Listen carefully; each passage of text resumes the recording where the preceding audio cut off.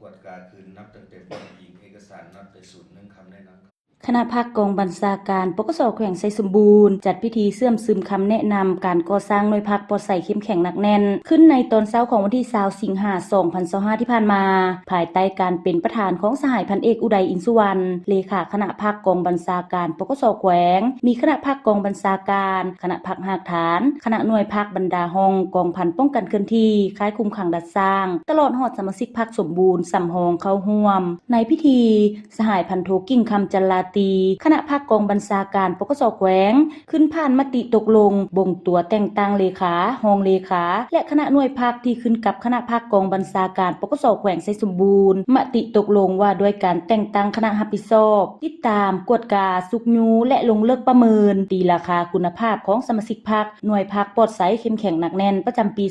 2025แผนการเปิดบั้นดำเนินชีวิตการเมืองสรุปประเมินตีราคาคุณภาพของสมาชิกพักหน่วยพักปลอดใสเข้มแข็งหนักแน่นประจำปี2025โอกาสเดียวกันสหายพันเอกวิไลแก้ววิไลหงส์รองเลขาคณะพักกองบัญชาการปกส.แขวงยังได้ขึ้นผ่านสนดนำส่งและคำแนะนำเกี่ยวกับการก่อสร้างหน่วยพักปลอดใสเข้มแข็งหนักแน่นทั้งนี้ก็เพื่อเฮ็ดให้การก่อสร้างหน่วยพักปลอดใสเข้มแข็งหนักแน่นดำเนินไปอย่างเป็นระบบถูกต้องตามหลักการของพรรคสอดคล้องกับสภาพความเป็นจริงของกลุ่มกองและมีความเป็นเอกภาพภายใต้การนำพาชี้นำของคณะพรรคในแต่ละระยะตอนท้ายของพิธี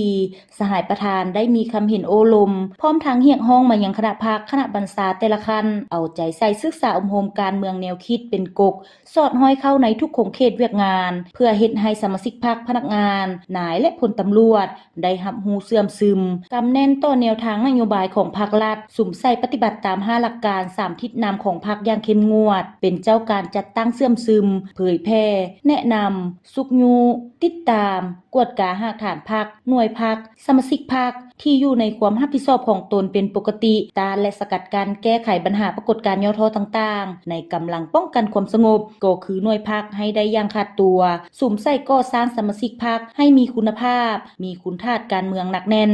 มีคุณสมบัติศีลธรรมปฏิวัติมีความจงรักภักดีต่อพรรคต่อประเทศชาติและต่อประชาชนบรรดาเผ่าเพื่อเป็นบ่อนอิงในการก่อสร้างหน่วยพรรคให้กลายเป็นหน่วยพรรคปลอดใสเข้มแข็งหนักแน่นและถูกต้องตามหลักการของพรรควางออกเปลี่ยนใจยุ่งเกี่ยวกันกันกล่าวเราขันเมาให้มูพัดที่คนปัญหาตัวเองมาก็เลยมาเหมือนแต่เสียเป็นบันไดต่